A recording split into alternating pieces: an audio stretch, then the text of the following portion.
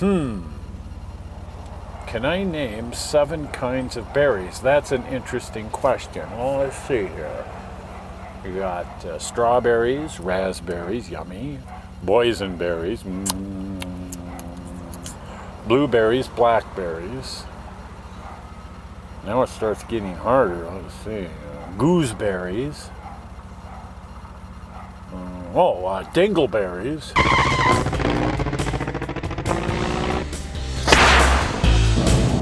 Well, we're off to another amazing and fun adventure. This time we're going to the railroad at the Knott's Berry Farm. It's a Colorado narrow gauge railroad, mostly Denver and Rio Grande Western, with a little bit of Rio Grande Southern thrown in on the side there.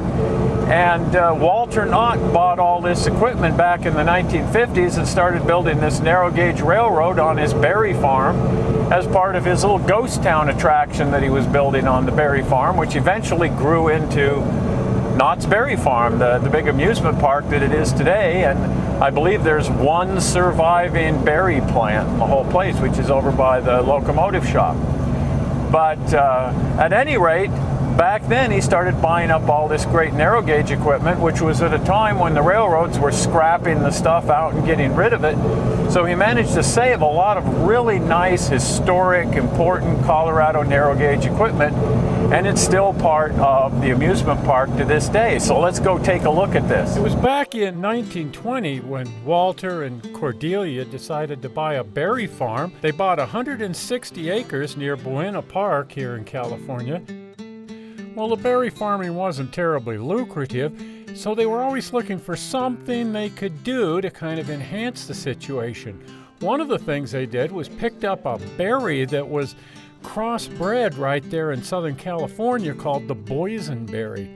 Anyway, Walter was always trying to think of something he could do, something to make a little extra money, because the berry farm wasn't being all that lucrative for him. And so he added a structure with a tea room and a nursery where people could come in and buy berry plants. And that was a fairly successful operation. And in the Depression, he decided to expand it into a restaurant. And they served chicken dinners. Well, this turned out to be extremely popular. They had a lot of people coming around, and they had to wait in line quite often to get into the restaurant and have their chicken dinner. And so he was trying to think of what he could do with this huge crowd of people waiting to get into the restaurant, sometimes totaling 4,000 people. So he built this thing.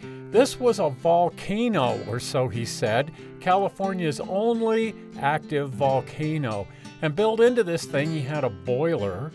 And about every half hour, the boiler would fire steam and vapor and water out through the cinder cone here.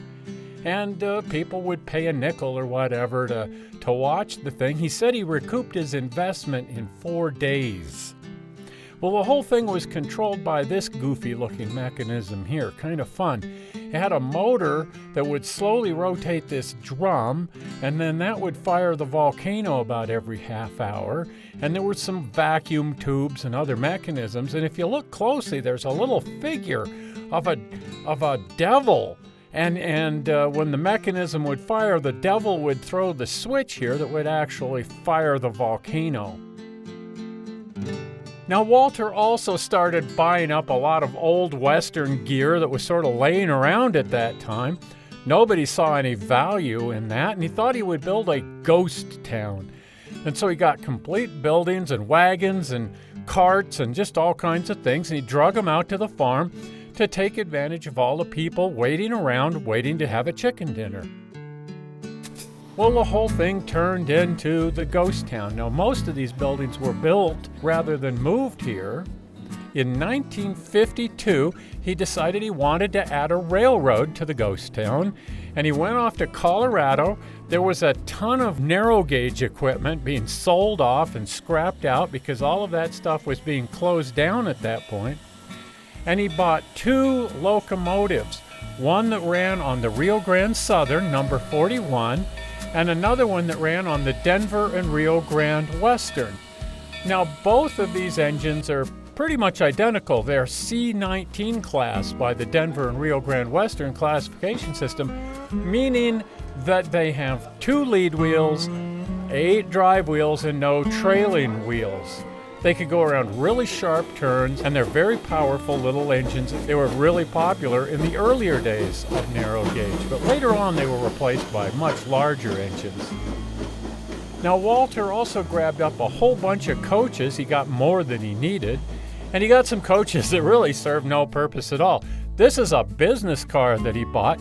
On the narrow gauge railroad, they would have business cars for the executives to travel around in, and they had a bedroom and a kitchen and a little sitting area and office. Now, later on, a lot of those cars were converted into what they called parlor cars, and Walter bought one of those too. This is it. They became really fancy sitting rooms. They left the kitchens in there so people could order food, and in the back they made it just a really, really fancy sitting room with a little dining area. All of the cars at Knott's Berry Farm Railroad are in really great shape. Don't know what they were like when he got them, but they certainly are in great condition today.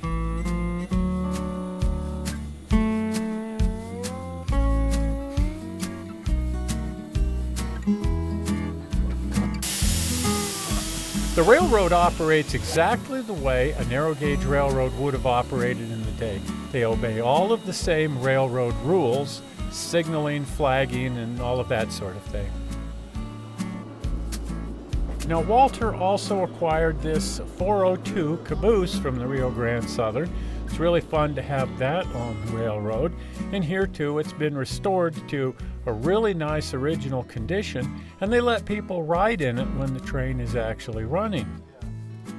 The inside of it is typical of a caboose of the era, where the crew could ride on the back of the train and take care of whatever business needed to be taken care of from the rear end of the train.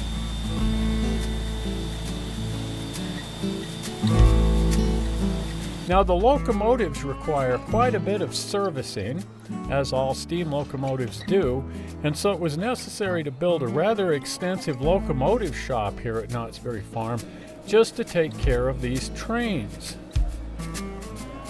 The locomotive shop is not terribly large, but it's an incredibly capable locomotive shop.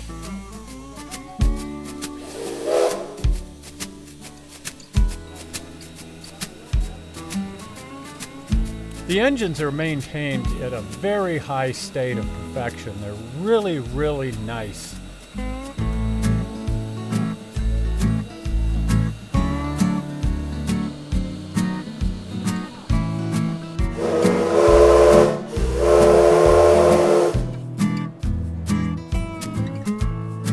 The second engine here, the number 340, is being rebuilt in the shops.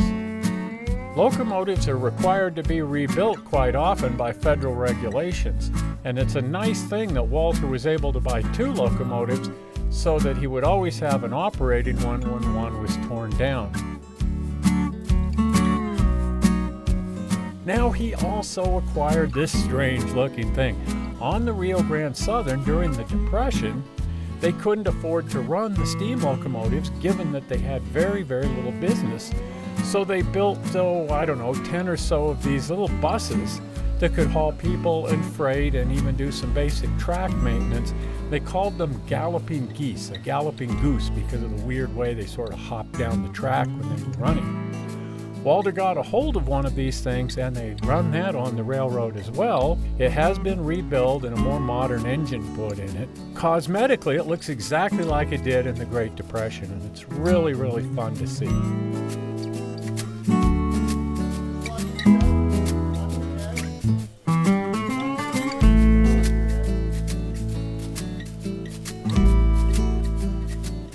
Now, Walter also got a couple of little Porter engines just to use as static displays in the ghost town. This one, however, is being rebuilt now so that it can be operational.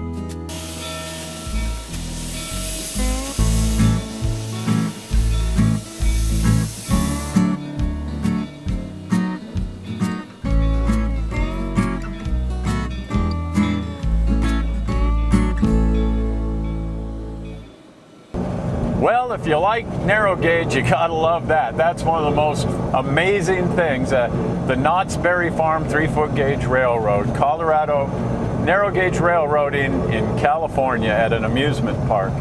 But wonderfully maintained and recreated there. Little loop of track running around inside the amusement park with roller coasters stretching over the top of it and so on. But how great that it's there, that all this stuff has been so carefully maintained and is just part of this amusement park and historically preserved for all of us to enjoy. My hat's off to Knott's Berry Farm. Thank you for saving this equipment and providing this great thing, and for letting us into the shops to see the whole thing. Just amazing. At any rate, do subscribe to the YouTube channel. Like me on Facebook. Look for the movies on Vimeo if you're over there on Vimeo looking around. Share the links with your friends. And I'm not quite sure how you found this particular movie on the internet. I'm sure hoping you didn't find it boring. If you found it boring, you don't like narrow gauge railroading much, I guess. And I'll see you here again in a week.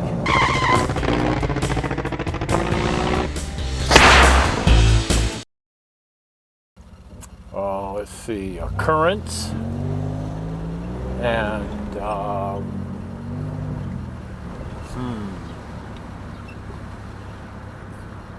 cranberries, berry manilow, and let's see, bury me not on the lone prairie.